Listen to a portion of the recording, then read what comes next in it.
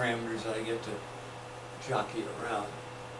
And I will demand that the one with a dot on it is correctly defined as the first derivative with respect to time. Okay? So, to do that, and to make the thing actually work, I'm going to replace this guy right here. This is what involves the velocity with a dot on it. I'm going to replace that using the product rule. Okay. Now remember, the product rule derivative, actually a twisted version of it, where this is on the other side of the equation. We got u dv here, and then we got minus duv. That was exactly what we did in the later stages of the development of the Lagrangian equations, right? Well, we're doing it here too, but we do it once and we're home here, okay? So, we replace this guy with that stuff right there. So, having done that, we get a simpler expression, actually a very simple, much simpler expression, if we make use of the limits that we've placed on this thing, namely that thing right there. But this is what happens when we replace this guy with our thing. And we take it outside, we make the integral right here, and realize that we've got an integral here of this thing, and then the derivative of it, so it's just going to be that thing. That's what you're going to get there between the two limits. Okay, that's what's going to happen right there. And when that occurs, you see, that's when I need to make use of this. I need to demand that my velocity is 0, that's no slope, and my difference from the curve that I started with is also 0. So we're going to have those delta q's, those variations, just disappear completely at the ends in our variation. So this is a very special kind of variation with respect to the ends. Otherwise, in between there, we have quite a bit of freedom. So requiring that just gives me this. So there's what we've reduced this thing to is just first order variation. If you could take all of these quantities, you know, in the way we have. And the deal is that this will leave the thing, when I do this, in a minimum value. Actually, that's what it turns out. That's something you have to prove. We'll skip that for now. It's either a maximum or a minimum. Some sort of extreme value occurs if I make this 0 all throughout. If I make the curve just exactly so it fits this. And what is that? Euler-Lagrange equations. Now the way this is expressed in Feynman's Volume 1, and this is one of the few places where they put a verbatim lecture into that book, where they have him talking about his high school teacher, Mr. Bedar or something, okay, who says, Feynman, you're looking a little bored. Let me tell you something that's really interesting. And any of you who've read that part know what I'm talking about. He talks about how all of the things in nature fly according to an equation that keeps this Lagrangian. He has to tell you what the Lagrangian is, but you already know kinetic energy minus potential, right? So everything flies, so to keep the integral of that thing minimum. And Feynman says, oh, that's really great, that's really neat. And of course, at that point in the book, he doesn't say WTF. Why is nature so inclined to fly just so you minimize this thing called the Lagrangian? What the, as I say, WTF, okay? The WTF is the whole story of quantum mechanics. We're minimizing a phase integral And that's what I need to talk about now. Okay? And that's where Hamilton-Jacobi and all that kind of stuff comes in. All right? So, here's where we learn about Hamilton-Jacobi equations. And it's a good time, because they're really key, they're really crucial. Let's get all of the stuff that we've worked out so far up here with regard to the Lagrangian and the Poincare Legendre transformation. The transform between the Lagrangian and the Hamiltonian, or flip them around. That's the way I've got it written up there. This becomes Poincare. Poincare is really the person that made this, made sense out of this most clearly, and he sort of intuited it, and he's the one that I told you about that frustrated, he's a Feynman-like character, frustrated his students by just saying, what's the matter with you? Can't you see that this is true? All right, you dummy. I mean, I don't think he did that, but you know, it isn't very difficult to make that sort of atmosphere, right? And ask now what we're dealing with here. When I go LDT, I put a DT on each of these guys here. Right away, the velocity, which is defined as dr over dt, implies that ddt is dr, so that's what we're dealing with right there. And then the dt for h is sitting there as well, okay? That's when you, as a wave person, recognize that this thing that we're looking at is what is called the quantum phase. So when I say LDT, what I mean is ds, where s is this action integral of LDT. And this is the integral that we're going to use to color our curves so that the action phase shows, the actual value of the quantum phase shows on a classical net of trajectories. So here's kind of where the pebble meets the metal, or the rubber meets the road. The PDR minus HDT, that is the differential of this thing called action, really key. Now we make a big jump to 1900. That's this one, sort of reduced version of Planck's axiom that the total energy, we know Hamiltonian, is that, but we're setting it equal to a frequency with a scale factor.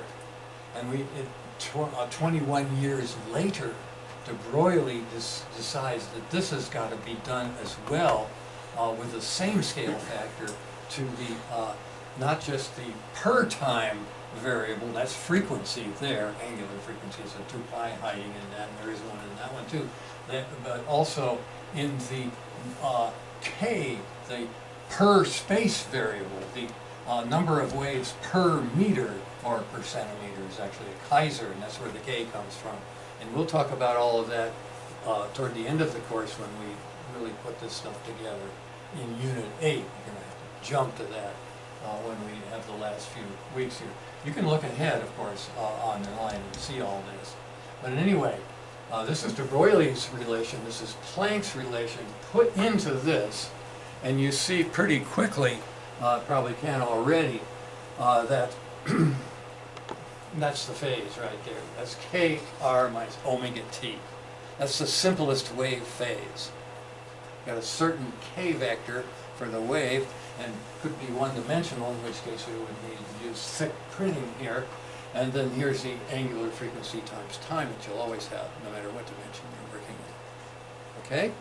So, and psi is the letter we use to describe that. That's a plane wave. That's the simplest quantum mechanical eigensolution for something in a vacuum, basically. No potentials around if you don't want to have them. Okay, so this could just be a kinetic energy, and we'd be doing our quantum mechanics, our very baby quantum mechanics, correctly here. Okay? Now, The question is, though, can you do this integral? Can you actually get this integral to give you a function? Differentials aren't necessarily integrable. The answer is that a differential is integrable when you have as a coefficient of the dx something that is a partial derivative of the function that's actually going to come out of that integral. And the same thing for the y part of this. You need that. Now, where does all that come from? How does that connect? Well, just take yourself, and I should be going ahead here on both of these screens because some of this writing gets kind of fine. So let me get up to that point, and then I'll point up here what it is I'm looking at. These conditions, the zero curl conditions that we're going to make a big fuss about when we study complex variable analysis of fields next week. Similar to conditions for integrating work differential, okay? Let W be your good old force dot position differential, F dot dr, okay? You know that that potential, that meaningful potential only happens if the curl of that field is zero. Or stated another way, the partial derivative of the x component with respect to y has to be equal to the x derivative of the component y. So here's the y derivative of the fx, it has to be equal to that in order for the curl to go to zero. Or, and here's a really easy way to state it, forget curl, I just want a partial derivative that obeys the rule that we gave on the very first day when we talked about these. Remember the boathouse, right? The boathouse way of describing how partial derivative of respect to x commutes, giving the same value. If this is true, in other words, coming up on the x path to the top of the boathouse gives you the same result as if you go the y path, you meet in the same place, right? But if you have a rotten boathouse where the roof has fallen on one side but not on the other, that's not true anymore, right? And that's the situation you have with multi-valued functions, and you won't have a single function. You won't have a closed integral for this. Well, the same thing's true for doing our phase. So we're going to have unique phase everywhere in order for actually get something from this integral. And that's a key idea. I mean, that is really important. So here are those conditions. P, right here, has to be the partial derivative of the thing we're after here, the action, with respect to R. In other words, P has to be the gradient of the S surface, whatever that happens to be. Okay? And then I got a minus h here. That minus h has to be the partial derivative of the s with respect to that variable, t. So here you have a single line derivation of these really important for quantum classical interface equation, the Jacobi-Hamilton equations. Now if you go to a book like Goldstein, it takes him about 45 pages to prove this. This is a lot shorter than 45 pages. You say Goldstein's a great mechanics book. It's a piece of crap because it has many things like that. The guy's an astronomer. He doesn't do mechanics. The Russians are the guys that know this stuff. And so Landau Lifshitz, that's a good book on mechanics. It's only about that thick. Okay, so that's what we're dealing with here. This is really kind of neat. This is how a classical mechanic, even a garage mechanic, could derive quantum equations. The ones that you struggle over when you first learn the subject. Just say that we have a wave like that. What sort of relations would you expect it to have? You'd expect it to have Hamilton-Jacobi wave, if you believe what I've already been telling you. And that this would be the K and that would be the H, and we have a scale factor or something there, and that's really wonderful and all. But it's these conditions that we immediately use here. For example, let's try the first R derivative of this wave function. Just take the derivative of the whole wave function. Well, that leads to a derivative of S. We already know what that is. It's there. So we work it out. Okay? Let me get it going on the other screens here as well. So what you're getting there is the momentum operator. That's the way it's taught in quantum mechanics textbooks. Practically all that come out of Oppenheimer's notes and then go into, actually comes out of Fermi's notes, and then Oppenheimer makes a book out, and then people copy that. That's sort of the copy chain for this kind of stuff, the way of developing quantum mechanics, okay? So that's true for all dimensions, all coordinate dimensions. Okay, it's got everything exactly right. I've got a few questions. Yes. About the wave? The first one, yeah, why would you pick e to the is over h bar? Well, that's a bit of a nonsense. A good question. This is the simplest wave that you can think of. Now you start adding other components, right? I mean, you can do all kinds of things, make a whole series of things, and make any wave function you want, right? Mm-hmm. This is the most elementary Fourier component. Okay. This is maybe the best answer I could give you. Mm-hmm. And so if it's simple and it works, why change it? Yeah. Okay. You build everything else from that. Another way to say it is, let's take the simplest possible thing, see what it does. Right. Right? Well, it turns out everything else is going to be a combination of those things. Mm-hmm. So they're going to do it too. Okay. Maybe that completes your question, right? Another question, do we ever mess with S directly? It's all kind of a roundabout thing. We start with L, That get is a H, really good question. and then define S in Yeah. terms of H, but when do we ever use S? I kind of let slip how we do that already. And when I talked about Heller and a bunch of other people's work, they're trying to solve problems in chemistry that are really just seemed intractable using ordinary methods of solving differential equations of Schrodinger. But even earlier, when they were doing the Bohr method of just doing the action integrals and demanding them be integers, that was called classical quantization. Okay, and what Rick was trying to do was figure out a way to get that out of that very thing, which worked okay for just an atom that was, you know, one electron, right?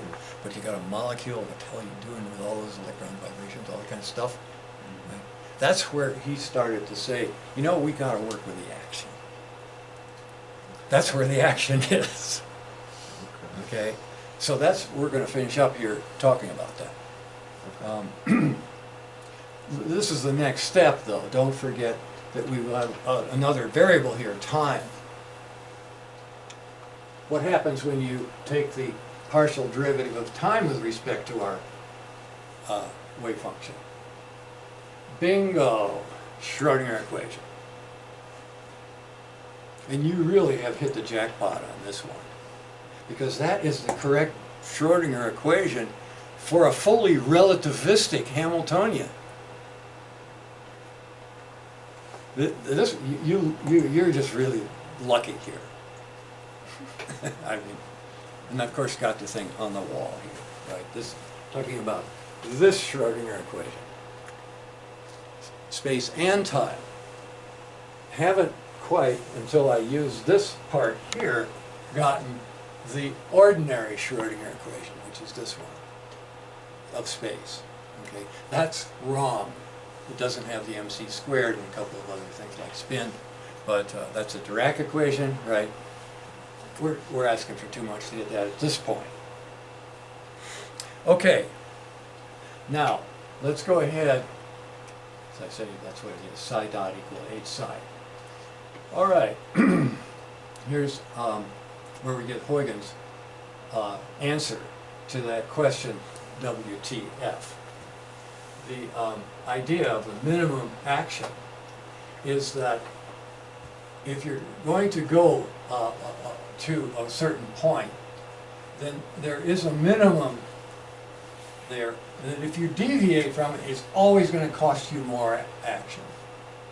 So if you deviate even a little bit from this curve, the first order, okay, there's already going to be a change, which if you do a little bit differently, will cancel.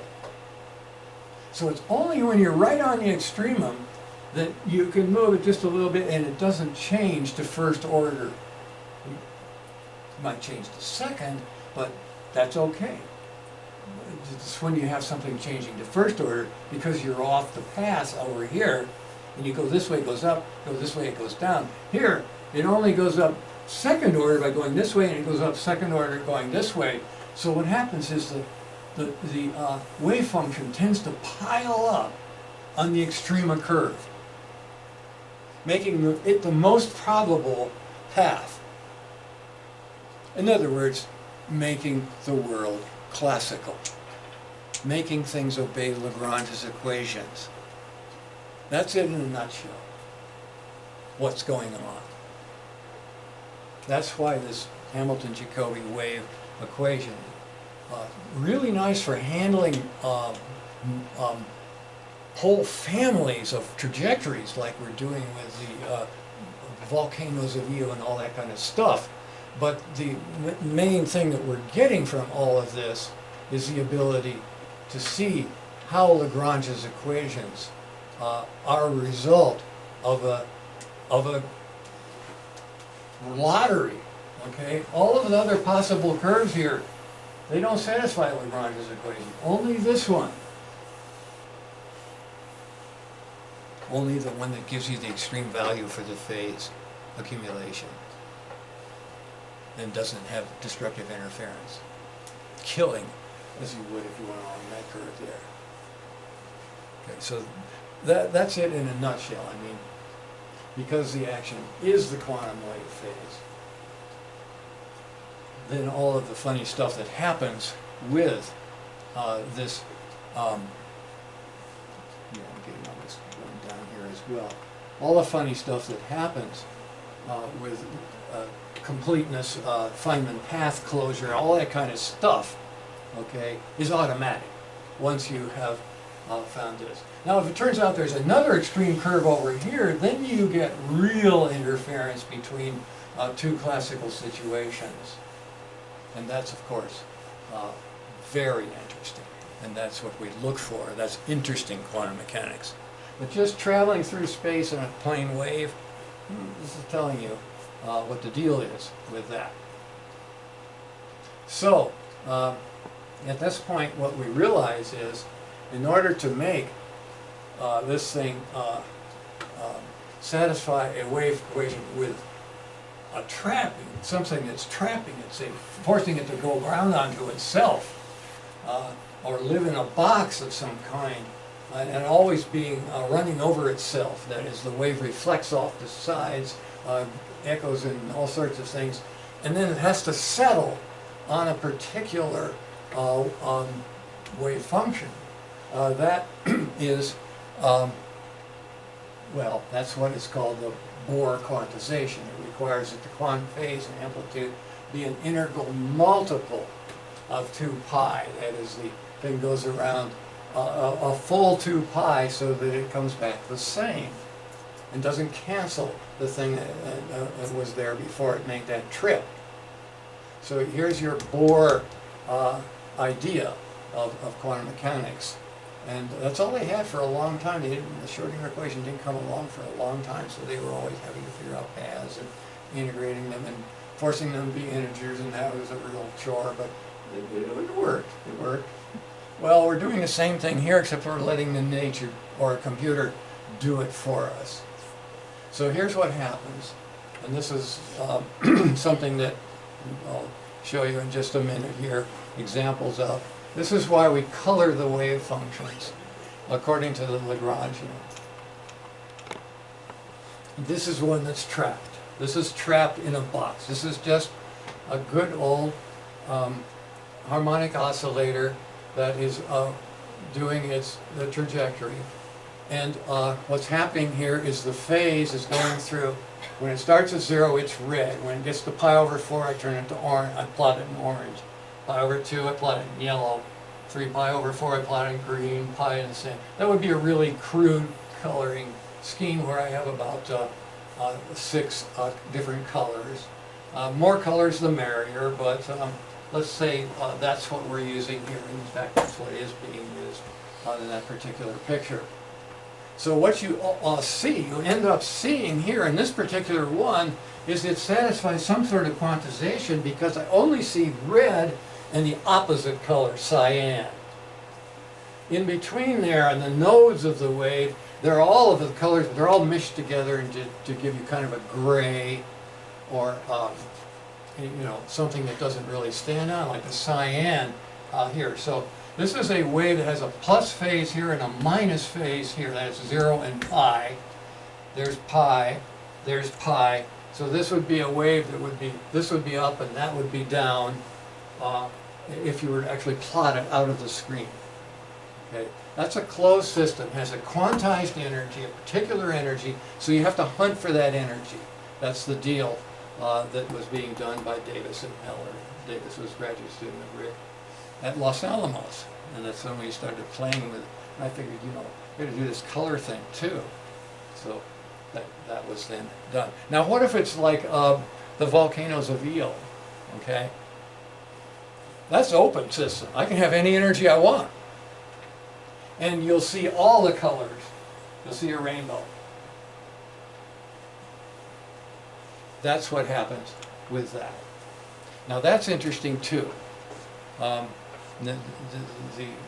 able to get actual quanta out is good. But this is a continuous one. It has some interest too.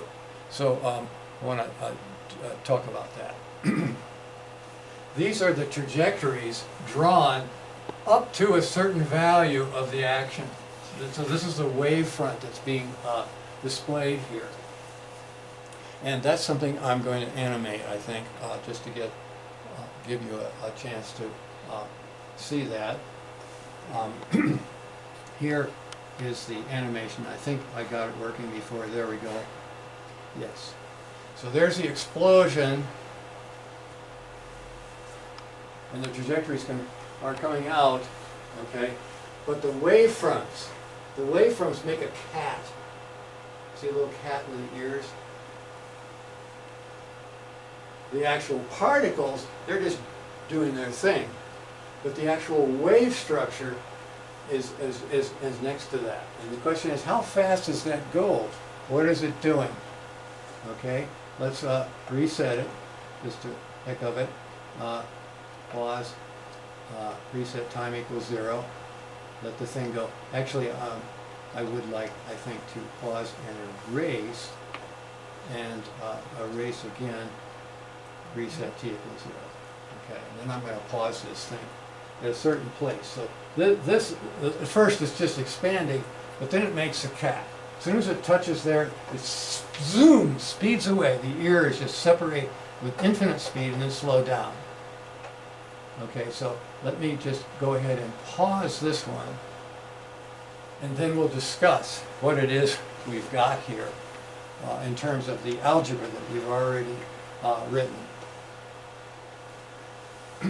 We've got a phase velocity, that's the dr dt, and that works out from our equation here, where we set ds equal to 0. We just pick a particular phase and just follow it. See how fast that phase goes in various places on the space that this wave lives in. Okay, and you can see I could make this any constant, but I'm going to get a phase velocity that is the ratio of the energy to the momentum. That is omega over k. Now you probably know that phase velocity, you should memorize this if you're a wave jock. It's omega over k. So as the momentum goes up, this thing slows down. As the energy goes up, it speeds up. Okay, but we're keeping the energy pretty constant, and we're looking at different momentum. Okay, as we come up to the top, the momentum goes to 0, and the phase velocity goes to infinity.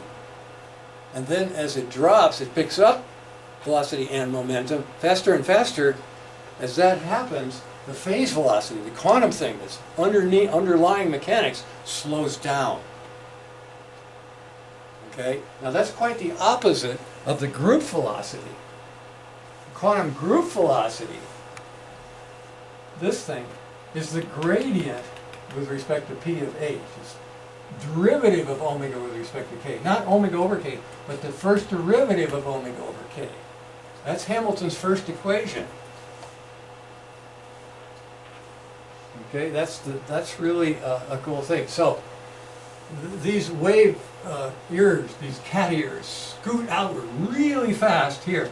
Then they just slow down with the rest of the thing. So that, and of course the sphere of the blast wave, the classical blast wave, it just is going out and leaving trajectories that are interfering with each other.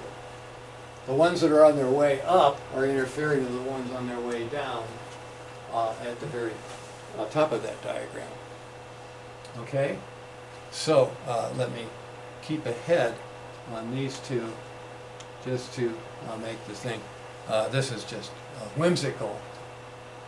You remember the Alice in Wonderland, the cat. And when he was done, there was nothing left but the smile.